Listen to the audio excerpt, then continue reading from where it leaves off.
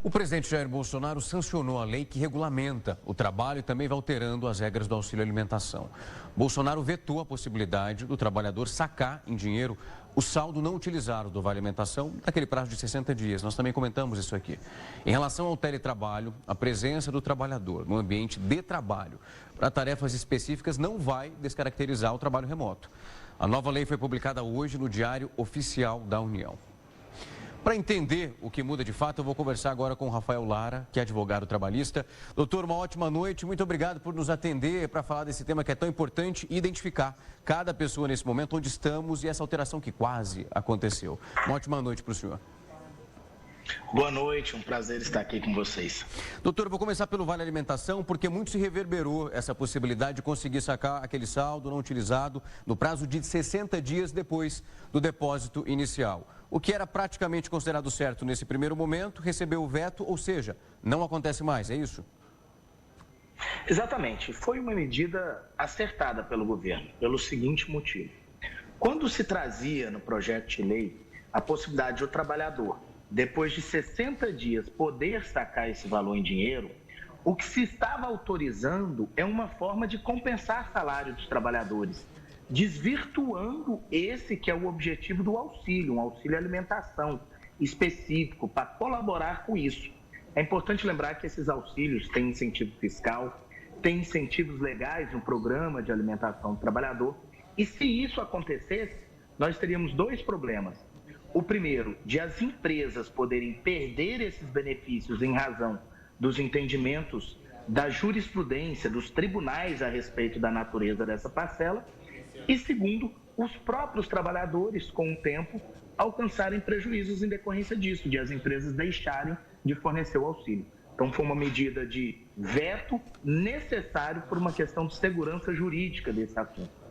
Doutor, um outro ponto também que era conflitante com essa possibilidade de depósito, quando nós começamos a analisar ali o que de fato mudaria, uma das bases para essa discussão era a utilização desse crédito que o funcionário o trabalhador tinha, que era desvirtuado para o pagamento de outras funções, como o pessoal citou, streaming e também até utilização para bebida alcoólica, academia.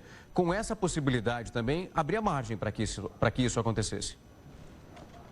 Exatamente, não apenas nesses exemplos, bebida alcoólica é expressamente proibida, inclusive o salário ser convertido nisso. Cada trabalhador pode, evidentemente, pegar o seu salário e fazer a destinação que bem entender, mas não permitir que no local de trabalho faça essa substituição. E também vai aumentar a dificuldade de as pessoas comprarem outros itens que não sejam decorrentes de alimentação. Inclusive, a partir de agora, com essa nova lei, as empresas podem se submeter a multas que vão de 5 a 50 mil reais se esse auxílio for desvirtuado em sua finalidade. Doutor, falando agora do teletrabalho, então, o trabalho remoto, estava olhando também parte desse texto e ele deixa muito claro que no momento da contratação do funcionário, dentro desse requisito, isso já precisa constar no contrato, ele seja híbrido ou então completamente desenvolvido na casa do profissional. Olha, o teletrabalho é uma questão que até 2017 não tinha nenhuma regulamentação. Depois da pandemia, parece que todos passamos a ter uma experimentação de teletrabalho e nós estamos construindo legislação. Então, para quem está nos assistindo entender, o trabalho híbrido é aquele que não é necessariamente só remoto e nem a pessoa está só na empresa, em que ele faz as atividades, por vezes remotamente, por vezes na empresa. E a nova lei passa a tornar obrigatório que essa condição venha previamente definida para que as partes possam estabelecer antes do início ou, inclusive, se concordarem depois do início da atividade, se aquele trabalhador vai ou não estar submetido a um trabalho remoto ou a um trabalho híbrido, o que acarreta, consequentemente, na falta de controle de jornada de trabalho, e isso pode chegar à inexistência de eventuais horas extras. Doutor, e também não há uma desconfiguração se, por exemplo, essa pessoa que foi contratada para desenvolver o trabalho na sua residência, fora do espaço físico ali da empresa, e se um dia específico ela precisa voltar para a companhia para conseguir executar uma tarefa, não há uma desconfiguração desse processo. Ele continua sendo muito bem definido dessa maneira, porque estamos falando de algo que é aleatório. Exatamente. O fato de um empregado ter que ir à empresa, isso não precisa nem ser aleatório e tão raro, eventualmente ele até ir para reuniões reuniões que uma vez por semana elas acontecem na empresa, ou que ele tem alguma atividade que precisa receber treinamentos, mercadorias, isso não faz com que aquele trabalho deixe de ser configurado como teletrabalho.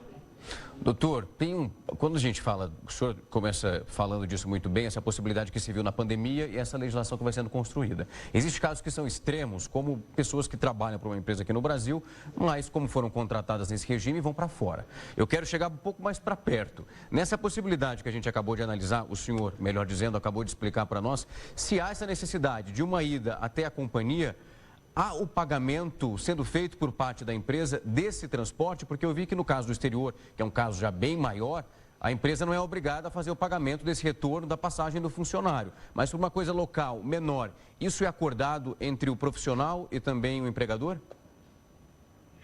Há duas coisas diferentes, só para a gente separar e ficar claro.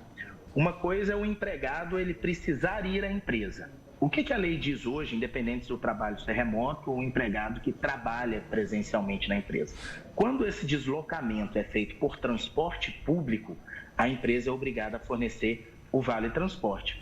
Se o deslocamento desse trabalhador é feito de carro, bicicleta, a pé ou qualquer outro meio, a empresa não é obrigada, a não ser que tenha uma previsão na convenção coletiva da categoria, de pagar. Agora, diferente disso, e isso vai ser aplicado também no trabalho remoto, em eventual necessidade de ir para uma reunião, se for transporte público, a empresa tem que fornecer, se não, não. Diferente disso é quando o trabalhador precisa se mudar de volta para a sede da empresa. Então, um trabalhador que esteja morando fora do Brasil, ou um trabalhador que eventualmente esteja morando em outra cidade, que não seja a cidade da empresa, a não ser que as partes combinem algo diferente, ou seja, haja um acordo, o que a lei diz é esse custo da mudança do trabalhador que está em trabalho remoto para trabalhar no local em que a empresa está, ele não é suportado pela empresa. É o trabalhador que vai ter que arcar com esse ônus. Doutor Rafael, foi um prazer recebê-lo aqui para sanar essas dúvidas, explicar essas mudanças e também esses vetos que foram aplicados. Muito obrigado mais uma vez por aceitar o nosso convite. Eu agradeço, estou aqui sempre. Até mais.